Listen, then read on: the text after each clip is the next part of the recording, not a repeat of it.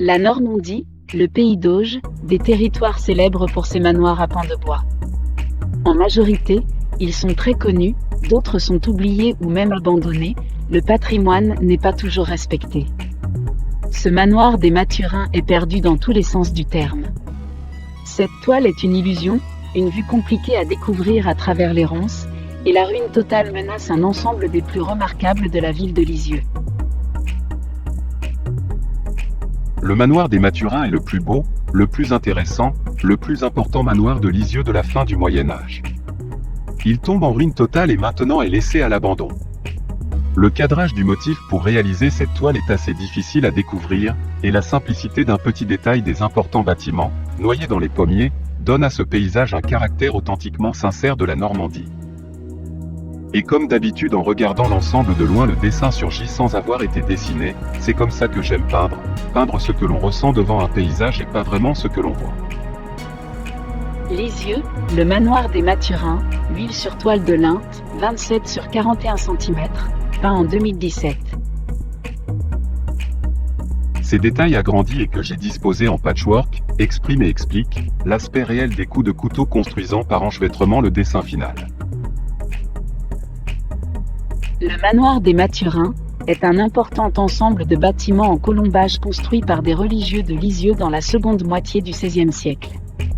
Sa vocation était certainement de soigner des malades puisqu'il dépendait de l'Hôtel-Dieu. Actuellement, son état est lamentable, abandonné et en ruine. Le nouveau propriétaire devait avoir un espoir d'en faire un lieu exceptionnel, mais ce manoir classé monument historique depuis 1928 est protégé et doit poser tellement de problèmes que la mission d'en faire une restauration doit être bien complexe. Pour un peintre ou un dessinateur, c'est un endroit de rêve pour exécuter des dizaines pour ne pas dire des centaines de motifs tellement l'architecture est caractéristique du style normand. L'ennui est que, à part quelques vues prises de l'extérieur, le plus intéressant est totalement inaccessible, c'est un domaine privé et clos. Alors que tant de gens de bonne volonté se démènent pour conserver et restaurer le patrimoine normand, ici à Lisieux, ce manoir est dans une totale agonie, il va disparaître, englouti dans les ronciers sauvages et voraces, et dans l'indifférence générale, pour ne pas penser à une indifférence officielle. Sa situation très isolée, son accès peu connu et difficile, permettent le vandalisme sans aucun risque. L'intérieur des bâtiments a été intégralement saccagé, les magnifiques pavages du pré d'Auge ont été arrachés, les portes et fenêtres cassées et brûlées, les belles huisseries du XVIIe siècle ont disparu, ce n'est plus qu'une carcasse digne d'un cimetière à bateau, comme en Bretagne. Comme nous sommes ici au cœur du pays d'Auge, il était logique que les imposantes toitures de ce manoir comportent en leur sommet des épis de fêtage en terre vernissée, provenant des célèbres poteries du pré d'Auge tout à côté. Ces décorations extraordinaires et pleines de symboles ornaient les deux bâtiments principaux, comme le montre ce dessin de Charles Vasseur fait vers 1850, le même artiste qui avait dessiné la Grande Galerie. Ces épis, évidemment, ont disparu. Toutes les toitures étaient de tuiles, elles étaient bien entretenues jusque vers les années 2000, mais désormais abandonnées, elles sont pour la grande majorité détruites et les eaux de pluie si abondantes en cette région dégradent de plus en plus ce qui aurait pu être sauvegardé. La série de dessins qui suit a été travaillée sur place en fonction des possibilités d'accès et documentation. J'ai utilisé soit des plumes d'oie soit des plumes métal, avec de l'encre bistre, sépia et parfois de Chine. Des laviers encre ou aquarelle renforcent l'impression dégagée par ces constructions médiévales, perdues au fin fond de la campagne et pourtant à si peu de distance du centre-ville. D'ailleurs, pour la petite histoire, il est curieux de préciser que ce manoir oublié se situe sur le même boulevard que mon atelier de peintre à Lisieux. Mais, dans le temps, la route ne passait pas à cet endroit, elle n'a été créée que quelques années avant la Révolution. Dessin plume, encre et lavis, 24 sur 32 cm. Ce dessin est fait depuis le chemin de la planche au Har. Une planche est un petit pont en bois, ici sur la rivière, Har, nom de lien d'osier, dont les abords étaient communs, le seul accès, difficile, menant au manoir. Ce mur longe le chemin à l'est et n'offre pas de passage sauf à travers champs et ronces. L'entrée principale de l'enclos n'existe plus, elle se situait de l'autre côté, vers l'ouest, en passant par l'ancienne voie romaine, sur la berge droite de la rivière, la Touques. Dessin, plume ancrée la vie. 22 sur 27 cm. Le pavillon sud, construit plusieurs dizaines d'années après l'édification de la Grande Galerie. Ce chêne, très grand, pose un énorme problème, ses grandes branches pénètrent dans la charpente et détruisent la toiture à chaque coup de vent violent. Personne n'intervient, pas même les monuments historiques qui cependant sont censés protéger ce manoir. L'impression est, finalement, une destruction ignorée, sinon encouragée. Il faut dire aussi que les usines et entrepôts des sites industriels se sont construits à proximité à une centaine de mètres au mépris de tout respect de la législation, mais à Lisieux ceci n'est pas un souci.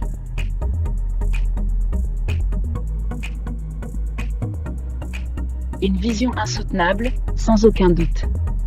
Tout le monde peut voir ça, en se promenant aux abords du manoir, et constater le désastre. Si dans les années 2000 la majorité des bâtiments étaient encore en bon état, la mauvaise tempête de 1999 avait cependant fait de profonds dégâts aux toitures, et la pose provisoire de bâches ne devait pas empêcher, par la suite, les vents et les pluies de causer d'irrémédiables dévastations des charpentes et des parties intérieures.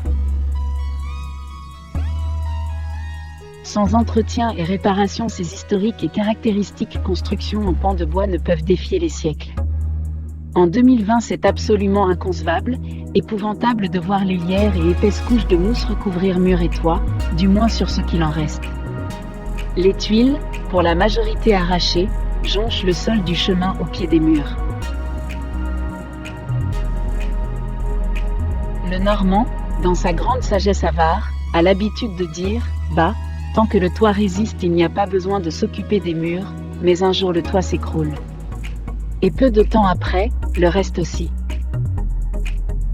Ce chemin, de la planche au hard, contourne le verger et descendait directement à la rivière toute proche. De nos jours, c'est impossible.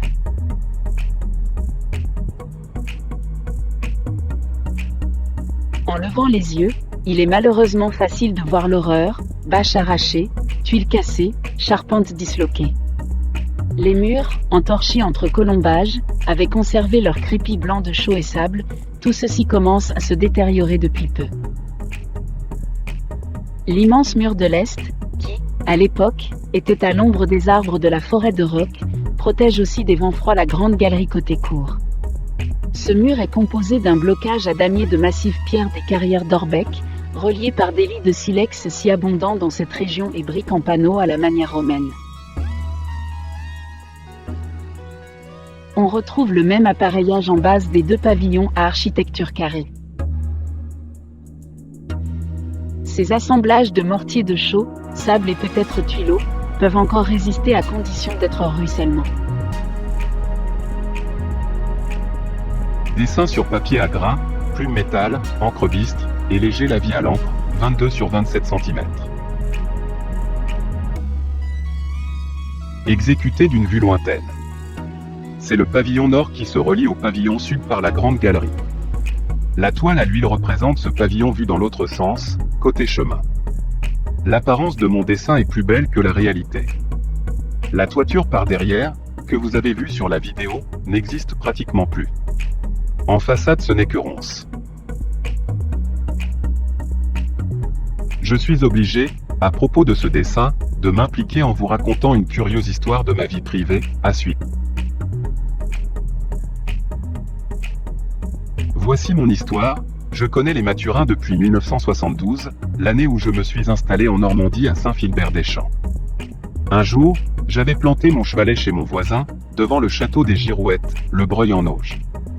Je travaillais sur une commande du propriétaire, Jean Grune, fils du célèbre grand artiste peintre Jules Grune, qui avait construit ce château, début XXe siècle, pour y installer le plus fabuleux atelier de peintre que je connaisse par ici. Et arrive leur ami, le docteur Jean Bureau, par ailleurs maire de Pont-l'Évêque, et artiste reconnu. Il montrait le dessin que vous voyez en haut à droite, il venait de l'avoir croqué au manoir des Mathurins. Comme je commençais à faire pas mal de dessins sur le thème des maisons et manoirs normands autour de chez moi, il me fournit beaucoup d'explications sur les Mathurins qui, à l'époque, étaient en parfait état et servaient de dépendance à une exploitation agricole. On y avait aussi fait du cidre pendant la guerre. Et puis le temps a passé, j'avais énormément d'occupations et quand je suis retourné voir ce manoir, c'était devenu une épave.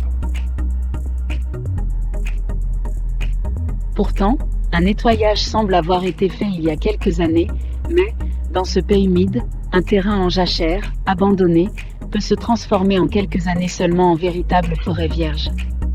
Les buissons sauvages, les arbres et surtout les ronces, ces plantes indigènes les plus répandues ici, des champs entiers en sont recouverts, peuvent rapidement faire disparaître maisons ou engins agricoles abandonnés, comme on voit si souvent dans cette campagne. Dessin sur papier à grain fin, à la plume métal, encre de Chine, 18 sur 24 cm. J'ai fait ce dessin, à l'aide de traits vigoureux, afin de rendre la véritable vétusté qui s'en dégage. Ce vieux bâtiment délabré, une dépendance qui ferme la cour, était en partie habité. Le premier grenier est servi par un bel escalier, on y conservait les pommes du verger. La construction plus bas a été transformée en pressoir à cidre au début du 19e siècle. On pouvait y voir une cuve circulaire en granit pour écraser les pommes et une presse avec sa poutre à longue étreinte. Vous imaginez à quel point la désolation, et peut-être aussi la colère, se ressent devant cet amoncellement de ronces aux tiges énormes et dangereuses, qui détruisent tout, comme le lierre s'acharnant à pénétrer pierre et boiseries, le chemin qui longe le mur. Est un joli chemin creux. Appelée couramment une cavée, est une très ancienne voie gallo-romaine qui, pendant tout le Moyen-Âge, permettait aussi de traverser les forêts des collines en descendant vers le fond de la vallée, en passant la rivière par la planche au Har. À notre époque, ce chemin est condamné, comme beaucoup d'ailleurs, il est coupé par la voie de chemin de fer qui passe juste devant le manoir. Amputé aussi par les routes à grande circulation, et supprimé par le bétonnage des immenses zones industrielles qui recouvrent le fond de la vallée d'Auge, les Mathurins sont, aujourd'hui, au milieu d'un environnement du monde moderne sans respect. Dessin sur papier à grain fin, à la plume métal, encre de Chine, 18 sur 24 cm. Mon dessin fait penser à une charmante résidence secondaire qu'un propriétaire ne fréquenterait plus depuis longtemps. On peut bien imaginer que ce genre d'établissement de soins ne pouvait être utilisé qu'au beau jour. Les malades confinés dans l'hôpital de Lisieux, sans hygiène, dans l'humidité et l'insalubrité de la ville malodorante, retrouvaient la vie ici, au soleil et au grand air. L'établissement, religieux, a fonctionné jusqu'à la Révolution, puis fut vendu comme bien national. Je vous ai souvent expliqué que peindre n'est pas vraiment dessiner, mais alors, dessiner devient tout autre chose ? Pas vraiment. Si des taches de couleurs qui s'enveloppent dans tous les sens finissent bien par donner l'illusion d'une toile dessinée, en regardant ces dessins, vous constaterez que des traits de plume qui s'enveloppent dans tous les sens finissent bien, aussi, par donner l'illusion d'un dessin, bien dessiné. Je vais vous partager mon impression finale qui, justement en travaillant sur ces deux dessins, m'est arrivée, une impression d'envoûtement devant ces ruines. Oui, je sais, c'est subjectif et indéfinissable, et cependant bien réel. J'ai fait énormément de motifs semblables, mais ici, au Mathurin, c'est tellement plus fort, il y a comme une présence, non pas des fantômes, mais un magnétisme qui tient à la disposition de cette architecture créée pour faire le bien.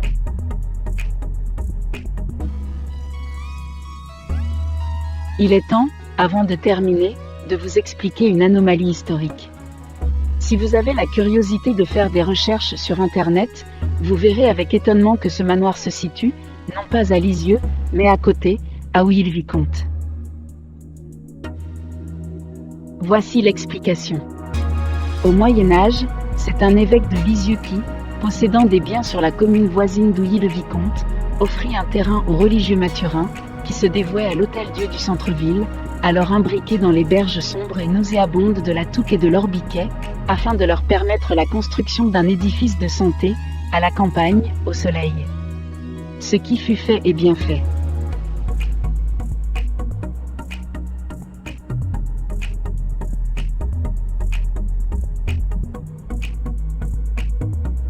Une bénédiction pour les malades pourtant moins nombreux à l'époque qu'aujourd'hui. Mais, un jour, la ville de Lisieux, par un tour de passe-passe dont elle est coutumière, s'empara de ce bien. Ainsi, pour son malheur, le manoir tomba dans l'escarcelle de Lisieux, dont les habitants ne sont pas réputés pour s'intéresser aux choses du patrimoine. Et c'est alors que le fameux chemin de la Planche ou Art devint la nouvelle frontière entre les deux communes.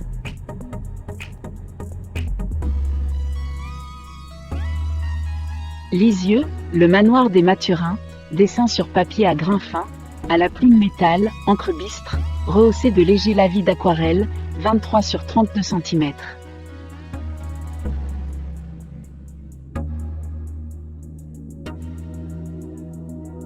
Une bien singulière construction normande totalement méprisée, les deux pavillons étaient à usage d'habitation, dans l'origine bucolique de l'époque. Le pavillon nord possédait une cheminée au rez-de-chaussée permettant d'y cuisiner et à l'étage une autre cheminée pour loger au chaud, avec même, en saillie, des latrines. La surprenante galerie à 2 étages est typique du Moyen-Âge, sorte de couloir extérieur. Nous retrouvons d'ailleurs la même, en plus réduit, au couvent des Dominicaines, une ancienne auberge-hôtellerie, à Pont-l'Évêque, même époque et vraisemblablement même maître d'œuvre. Si cette propriété appartenant à la grande famille locale des Descours-des-Acres restait en bon état, sa vente en 2003 la condamne à l'abandon. L'environnement de nos jours est exécrable.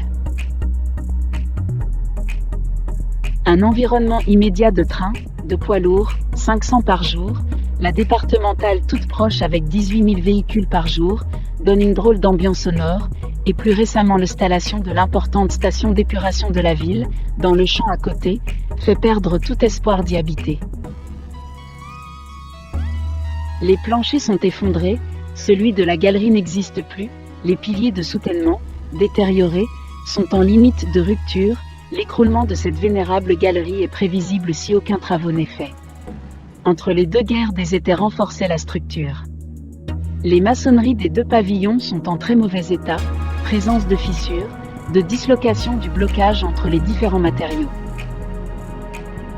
Une grande ouverture, peut-être pour un garage, ayant été pratiquée imprudemment dans le soubassement du pavillon sud, qui à l'origine était un cellier aveugle, a considérablement fragilisé la structure. Les plantes invasives poussent partout à l'intérieur jusque sous les toitures. Les dépendances sont aussi dans ce même état de désolation.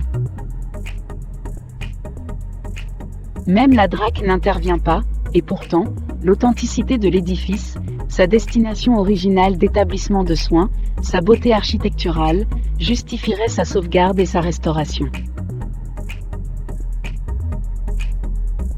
Ne pensez-vous pas ? Je pourrais, évidemment, continuer à partager avec vous beaucoup d'autres informations, plein de photos et cartes postales anciennes. Je possède aussi une assez bonne documentation, mais cela peut devenir lassant, j'en conviens.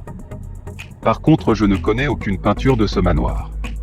Cependant, je vais me permettre d'émettre mon opinion, je ne suis pas le seul à penser identiquement, sur le devenir de ce manoir des Mathurins, une construction unique dans notre région qui ne mérite absolument pas le sort qui lui reste à vivre, ou plutôt à mourir. Ces bâtiments, même restaurés, ne peuvent devenir une résidence habitable. L'environnement détestable de nuisances de toutes sortes par une urbanisation d'activités débridées, qui devient par endroits une sorte de friche industrielle, et son accès pourri et dissuasif. D'ailleurs son dernier propriétaire n'y pensait même pas, simple spéculation.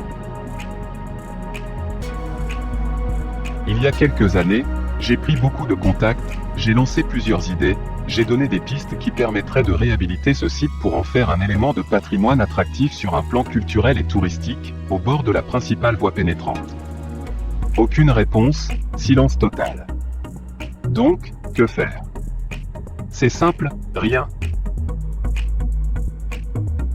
J'ai l'expérience depuis des années, d'un autre dossier sur le thème d'un patrimoine artistique de Lisieux à l'abandon, un sujet qui m'a demandé beaucoup de travail, je me suis lourdement investi pour aboutir finalement à rien, blocage administratif. Ce bien immobilier a été récemment mis en vente plusieurs fois, Lisieux n'est pas intéressé par cette réhabilitation n'y voyant aucun intérêt. Il existe pourtant des solutions de soutien financier, d'associations, de fondations, à condition de vouloir. Mais ceci n'est pas de mon ressort, je ne suis qu'un très modeste artiste peintre lexovien. Similitudes et exemples à suivre, dans les années 1970, j'ai dessiné beaucoup de manoirs normands, de fermes, d'abbayes, etc. comme ce couvent des Dominicaines à Pont-l'Évêque, ville touristique voisine de Lisieux. Le dessin est fouillé et soutenu, car c'était prévu pour des reproductions en illustration. Ceci était une hostellerie-auberge à l'origine, datant de la fin du XVIe siècle, donc contemporaine du manoir des Mathurins et sans doute construit par le même maître d'œuvre. Vous remarquerez la galerie, le pavillon, l'ensemble était plus important, mais a été détruit pour construire la prison et le tribunal, au début du XIXe siècle. La similitude avec les Mathurins est frappante. Son utilisation à tout faire l'avait mis en piteux état. Je l'ai connu assez laid, à l'époque où j'en ai fait ce dessin.